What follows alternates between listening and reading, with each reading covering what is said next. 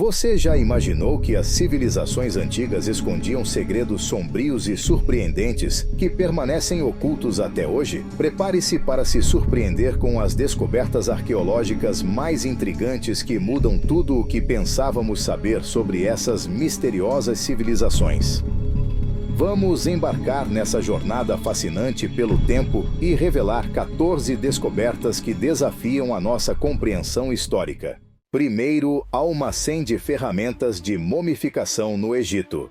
Imagine descobrir o maior depósito de ferramentas de mumificação já encontrado no Egito. Em Abusir, um grupo de arqueólogos checos fez uma descoberta impressionante. Mais de 350 frascos de cerâmica destinados ao processo de embalsamamento.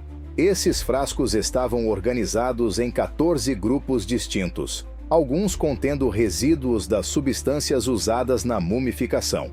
Entre os achados, 4 frascos com inscrições identificaram Himart Enai, filho da dama Artichuru e comandante militar da legião estrangeira no Egito. Curiosamente, embora os frascos estivessem preparados e os rituais realizados, parece que nunca foram usados, sugerindo que Himart Enai conseguiu se recuperar de uma doença grave ou que sua família não ficou satisfeita com o trabalho realizado. Segunda cama de Tutankhamon.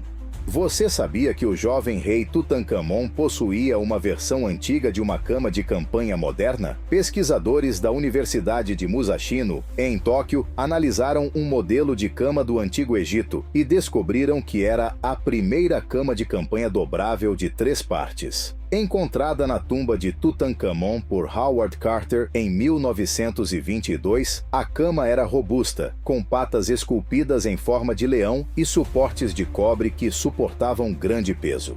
A invenção das dobradiças inteligentes permitiu que a cama fosse facilmente montada e desmontada, uma inovação surpreendente para a época. Os pesquisadores acreditam que, apesar de suas limitações físicas devido a um pé zambo, Tutankhamon sonhava em acampar e caçar, refletindo um lado humano e aventureiro do jovem faraó. Número 3. Coleção de cabeças de carneiro no Templo de Ankh e Enidos. Em uma escavação no sul do Egito, no Templo de Ankh e Enidos, uma equipe da Universidade de Nova York descobriu mais de 2.000 cabeças de carneiro mumificadas datando do período ptolomaico. Essas cabeças eram oferendas votivas, demonstrando a reverência contínua aos deuses por milhares de anos. Além disso, a equipe encontrou uma grande estrutura palaciana com paredes de 5 metros de espessura, estatuetas, papiros, restos de árvores antigas, prendas de couro e sapatos. Esse sítio arqueológico é vital para entender a necrópole real do Reino Antigo e o culto a Osíris, oferecendo uma visão única sobre as práticas religiosas e culturais da época. Número 4. Máscara de múmia de Venem Bené. A famosa máscara de Tutankhamon não é a única máscara funerária de ouro no Egito. A máscara de Venem Bennett, um general do exército de Suzenem, é uma verdadeira obra-prima. Elaborada com ouro e adornada com pasta de vidro colorido, a máscara cobre a face, pescoço e orelhas do general, finalizando na testa com 6 pequenas línguas perfuradas. As características faciais são meticulosamente detalhadas, apresentando uma imagem idealizada com uma ligeira expressão de sorriso. Curiosamente, as orelhas não são simétricas, com a esquerda sobressalendo mais que a direita. A tumba do general, descoberta na necrópole real de Tanis por Pierre Montet, continha não apenas a máscara, mas também joias, pectorais, anéis, pulseras e estatuetas de ouro, além de 3 delicados cuencos de ouro e prata, e uma estatueta representando um carneiro. Número 5. Dente humano na Geórgia. Em setembro de 2022, na nação europeia da Geórgia, um arqueólogo fez um achado extraordinário: um dente humano de entre 1.800 e 2.000 anos de antiguidade. Este dente reforça a teoria de que Dmanisi foi um dos primeiros assentamentos humanos na Europa, possivelmente um dos mais antigos fora da África. O dente, pertencente a uma espécie humana primitiva, veio de uma escavação na aldeia de Kemo Horus Mani. Este local já havia surpreendido o mundo arqueológico nos anos 90 com a descoberta de um crânio humano de mais de 1 milhão de anos. Embora o dente seja muito mais jovem, ainda assim crucial para entender a expansão humana para fora da África. Número 6. Tumbas da Idade do Ferro em Corinaldo, Itália. Em 2020, durante a construção de um novo complexo esportivo em Corinaldo, Itália, arqueólogos descobriram uma das tumbas da Idade do Ferro mais notáveis do país. Embora a identidade do enterrado seja desconhecida, os objetos encontrados, incluindo um carro funerário, indicam que ele era uma figura real, possivelmente um príncipe, ou até mesmo um rei da cultura Pizen. Os Pizen, uma tribo da costa adriática da Itália, eram parceiros comerciais dos antigos gregos, mas foram dizimados pelos romanos em 286 a.C., resultando na perda de sua cultura. Na tumba, foram encontrados um capacete e uma culatra de bronze, armas e mais de 100 vasos de cerâmica, sugerindo o alto status do indivíduo enterrado ali. Número 7. Maravilha acústica de Alapu, Irã. Irã não é apenas conhecido por seus belos edifícios antigos, mas poucos podem igualar a beleza acústica de Alapu, construído durante a Era Safávida no início dos anos 1600. Localizado na Praça Najan, em Isfahn, o palácio apresenta uma sala de música que é uma verdadeira obra-prima de engenharia acústica. As paredes duplas com nichos esculpidos em forma de jarros foram projetadas para absorver ecos e criar um sistema de som quadrafônico, muito antes da existência de tecnologia elétrica. No centro da sala, se você aplaudir, não ouvirá nenhum eco, proporcionando uma experiência única para os convidados do rei, que podiam ouvir cada nota dos músicos, tocando instrumentos como o setar e o kamanchaka. Número 8. Retratos de múmias realistas em Filadélfia, Egito. Em uma antiga cidade egípcia, os arqueólogos descobriram retratos incrivelmente realistas de múmias, junto com outros artefatos. Esses retratos capturam a aparência dos defuntos com detalhes impressionantes, revelando vestimentas, expressões faciais e até acessórios pessoais. Além dos retratos, foram encontrados edifícios funerários, estátuas da deusa Ísis, papiros, restos de árvores antigas, prendas de couro e sapatos. Os papiros continham escritos em demótico e grego, oferecendo informações valiosas sobre a sociedade, economia e religião da época. Esses retratos eram provavelmente de classe média ou elite, dada a complexidade e o custo envolvidos na criação de tais obras personalizadas. Número 9. Serapeum de Alexandria. Os templos eram pilares essenciais nas civilizações antigas, dedicados a deuses e deusas de diversas crenças. Um exemplo notável é o Serapeum de Alexandria, localizado no bairro grego da cidade. Este antigo templo era um destino popular, tanto para peregrinos quanto para turistas, conhecido por seus incríveis poderes curativos e rituais de fertilidade. O Serapeum combinava a cultura egípcia com influências gregas, refletindo a rica história de Alexandria como um centro de conhecimento e espiritualidade. Os rituais realizados aqui buscavam não apenas curar doenças, mas também garantir a fertilidade e prosperidade das comunidades locais. Número 10. A tumba do rei Tutancâmon. Poucas descobertas arqueológicas são tão famosas quanto a tumba do rei Tutancâmon. Descoberta em 1922 por Howard Carter, a tumba chamou a atenção do mundo inteiro e gerou uma série de eventos misteriosos, incluindo a famosa Maldição de Tutancâmon. Embora muitos associados a maldições tenham morrido após a descoberta, a própria equipe admitiu que a maldição foi inventada para afastar saqueadores de tumbas. Apesar da descoberta espetacular, muitos mistérios ainda cercam Tutancâmon. Seu reinado breve, sua morte prematura e a falta de epígrafe clara em sua tumba, que deveria ter detalhado sua linhagem e feitos. A tumba continua sendo um símbolo vital da arqueologia egípcia, oferecendo insights valiosos sobre a vida e a cultura do Antigo Egito. Número 11. Al-Safien e Hipogeu. Entre as diversas estruturas que arqueólogos buscam nas suas investigações, a necrópole de Al-Safien e seu hipogeu são particularmente notáveis. Localizada na ilha de Malta, no mar Mediterrâneo, esta necrópole neolítica é a única conhecida na Europa. Com uma vasta rede de túneis subterrâneos e inúmeros compartimentos, Al-Safien oferece uma visão única sobre as práticas funerárias e a vida das civilizações neolíticas. Esses túneis abrigam numerosas sepulturas e artefatos, proporcionando informações preciosas sobre os rituais de morte e a estrutura social dessas antigas comunidades. Número 12. Templo de Edfu. O Templo de Edfu, dedicado ao deus Horus, é um dos templos mais bem conservados do Egito, construído durante o período ptolomaico. Localizado em Edfu, este templo impressiona não apenas pelo seu tamanho, mas também pela qualidade de sua conservação. As paredes estão ricamente decoradas com relevos e hieróglifos que narram mitologias egípcias e rituais religiosos. A sala hipóstila, com suas colunas gigantes e tetos decorados, é uma das características mais impressionantes do templo.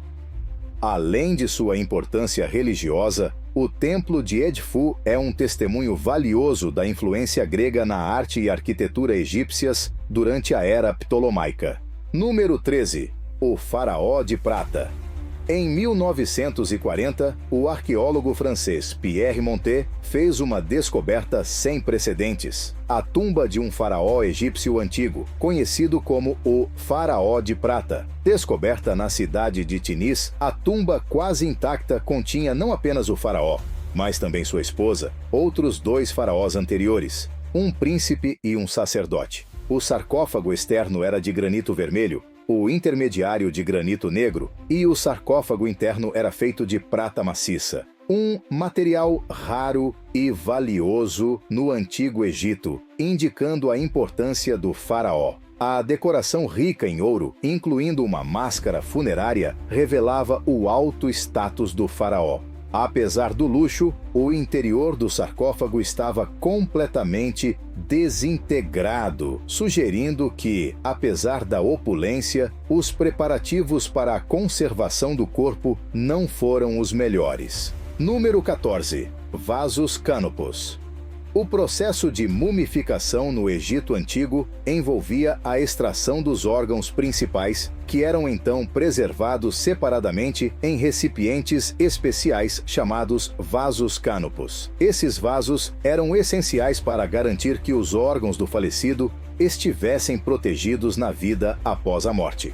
Durante a história do Egito, os canopus evoluíram em design. No início, eram fechados com uma laje plana, mas no período do Novo Império, as tampas passaram a ter a forma da cabeça do falecido ou de animais sagrados. Por exemplo, o deus Apis tinha a cabeça humana e guardava o fígado. Inti tinha a cabeça de babuíno e guardava os pulmões. E Donut, com a cabeça de chacal, guardava o estômago. Esses vasos eram protegidos por deidades como Ísis, Néptis e Selkis, e orientados de acordo com os rituais, garantindo a preservação e a revivificação do falecido no além. Nossa busca continua aqui em Jerusalém, em busca da Arca da Aliança. Alguns relatos indicam que a arca está em locais como a Etiópia ou Irlanda, mas a verdade é que ela está mais próxima do que muitos pensam. No vídeo de hoje, gostaria de discutir um dos grandes mistérios da Bíblia, que ainda gera dúvidas em muitas pessoas. Você já ouviu falar da Arca da Aliança? Esta é uma das relíquias mais famosas de todos os tempos e que ainda divide opiniões. Alguns afirmam que a arca nunca existiu, apesar de ser mencionada várias vezes no Antigo Testamento.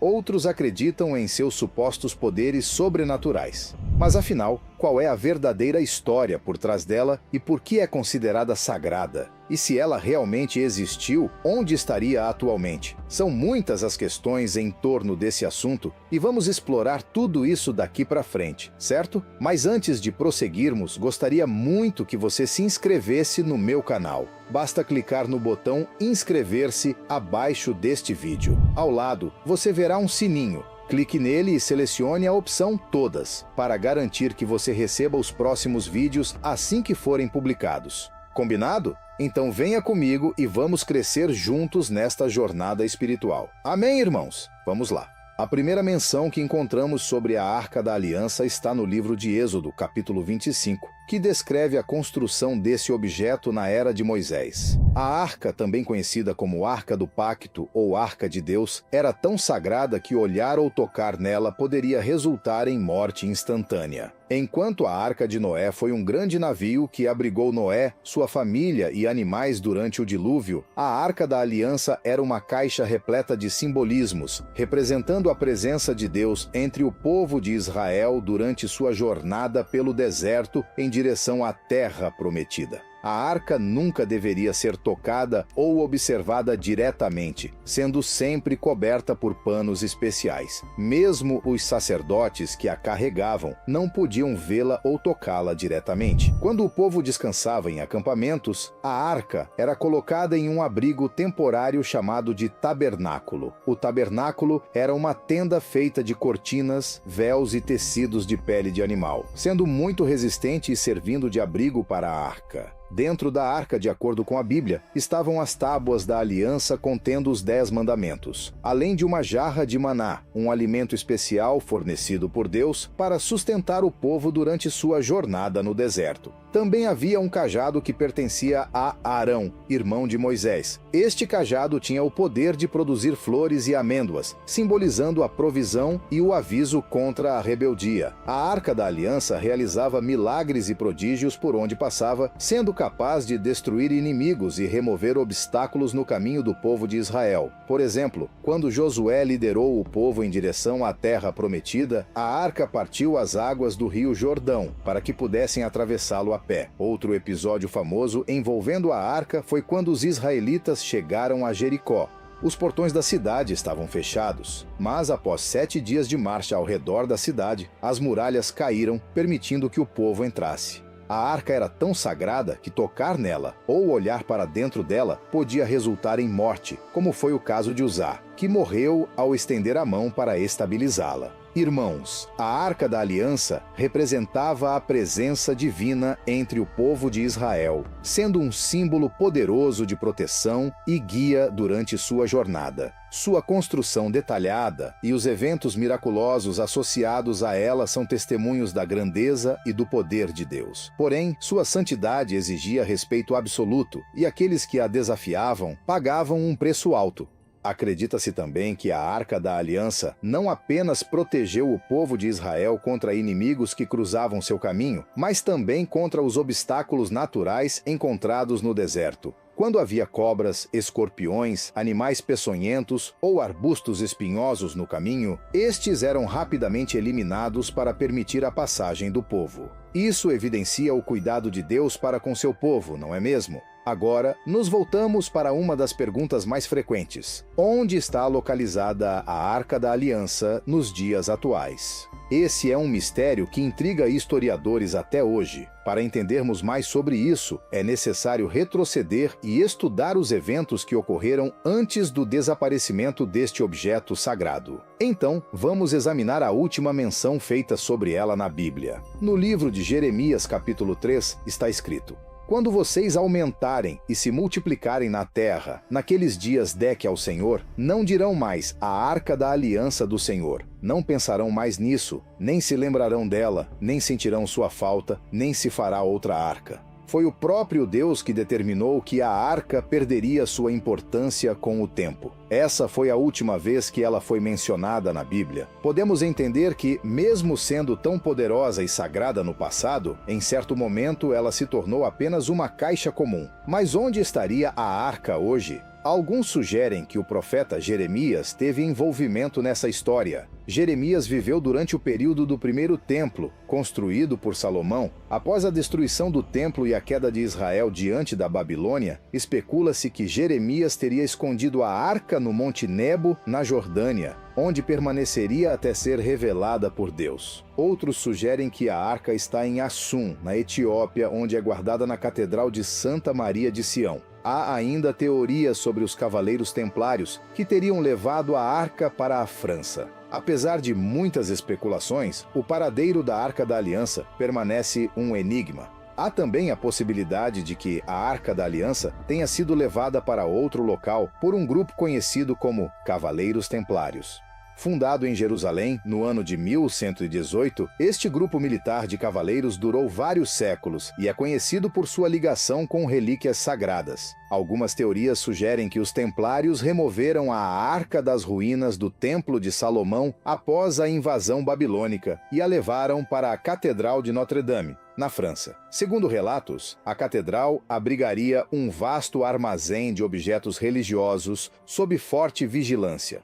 Acredita-se que a Arca da Aliança não foi para a França, mas sim para a Inglaterra. No entanto, segundo o autor, o líder dos Cavaleiros Templários, chamado Ralph de Sidley, encontrou a Arca da Aliança em um esconderijo secreto no Monte Nebo, o que reforça outra teoria de que a arca foi levada pelo profeta Jeremias para lá. O autor afirma que a arca foi encontrada nesse Monte Nebo e levada para uma cidade no interior da Inglaterra. Outra teoria mais recente aponta que a real localização da arca está no suposto túmulo de Alexandre, o Grande. De acordo com relatos, depois que Alexandre o Grande leu sobre essa profecia, ele teria deixado Jerusalém e partido em busca da Arca da Aliança, na qual acreditava que ainda estavam os poderes de Deus. No entanto, sabemos que o Senhor já havia ordenado, no livro de Jeremias, que a arca não teria mais valor algum, pois o Senhor já não se fazia mais presente naquele objeto. Mas, segundo muitas pessoas, Alexandre, o Grande, foi em busca da arca mesmo assim,